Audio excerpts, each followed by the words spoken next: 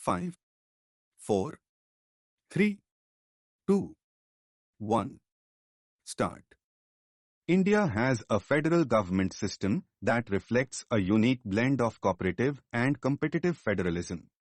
It is a political structure in which power is divided between a central authority and various constituent units of the country.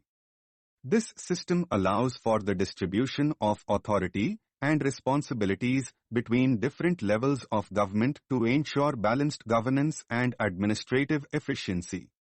The idea of federalism in India was adopted to accommodate its vast geographical expanse, cultural diversity, and historical context. It aims to bring unity in diversity by enabling multiple layers of government to function simultaneously and cooperatively. The federal system in India is not merely a replication of any other model. It is distinct in its structure and operation. The Constitution of India lays down the framework of this federal structure. It delineates the distribution of legislative, administrative, and financial powers between the central government and the state governments. The primary aim is to maintain the unity of the nation while allowing regional autonomy. The federal structure ensures that governance is carried out at multiple levels so that the local needs and aspirations of people are addressed effectively without undermining national interests.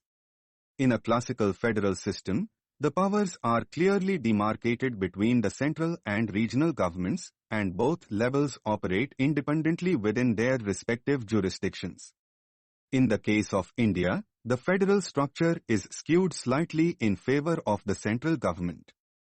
This means that while the Constitution recognizes the existence and importance of state governments, it grants more significant powers and responsibilities to the central government, especially in areas concerning national importance and integrity. This model has often been described as quasi-federal in nature, where the federal features are prominent, but a strong unitary bias is evident in times of emergency or crisis. The federal arrangement in India is structured through the classification of subjects into 3 lists. These lists are known as the Union List, the State List, and the Concurrent List. The Union List contains matters of national importance, such as defense, foreign affairs, and atomic energy. Only the central government has the authority to legislate on these subjects. The State List includes matters of local or state importance like police, public health, and agriculture. State governments can legislate on these issues. The Concurrent List comprises subjects that are of mutual concern to both the center and the states, such as education, marriage, and adoption. Both levels of government can legislate on these subjects, but in the event of a conflict, the law made by the central government prevails. Financial federalism in India is another important dimension of the federal structure.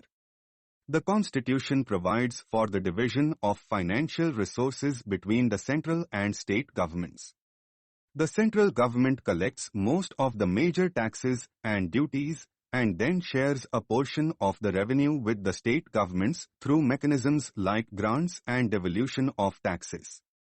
A finance commission is constituted periodically to recommend the formula for the distribution of central revenues to the states.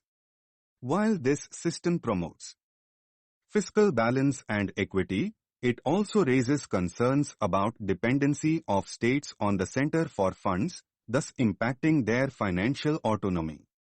Another critical aspect of Indian federalism is the role of the judiciary, especially the Supreme Court. It acts as the guardian of the Constitution and the arbiter of disputes between the center and the states. In case of any conflict regarding legislative competence or administrative jurisdiction, the judiciary has the authority to interpret the constitutional provisions and settle the matter. This function of the judiciary reinforces the federal principle by maintaining the balance of power and protecting the rights of states within the constitutional framework. The presence of a bicameral legislature at the national level further strengthens the federal character of India. The upper house, known as the Council of States, represents the states of the federation. Its composition is designed in such a way that the interests of the states are taken into account in the legislative process. Although the lower house holds greater legislative power, the upper house ensures that state perspectives are considered during the enactment of national laws. Federalism in India also accommodates linguistic, cultural, and ethnic diversity by allowing the creation of new states and the reorganization of state boundaries. Over the years, many new states have been formed on the basis of linguistic, cultural, and administrative considerations. This flexibility in the federal structure has helped in reducing regional tensions and promoting a sense of participation and inclusiveness among the diverse populations of the country. Cooperative federalism is an emerging trend in the Indian context. It refers to the collaborative approach adopted by the central and state governments in policy formulation and implementation. Bodies like the National Council for Cooperative Planning and the Interstate Councils have been established to facilitate consultation and coordination among the different levels of government. These forums encourage dialogue, consensus building, and the sharing of best practices among states, thereby fostering a spirit of partnership in governance.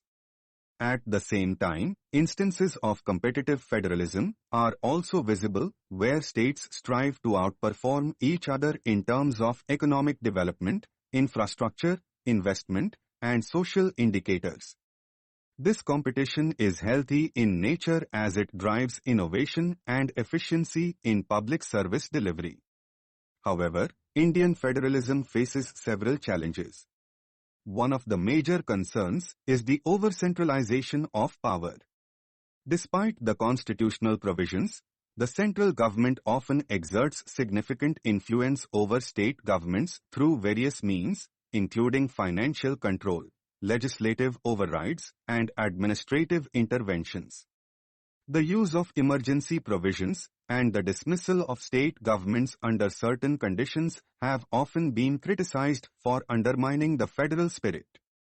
Another important issue is the uneven development among states, which creates disparities in capacity and performance.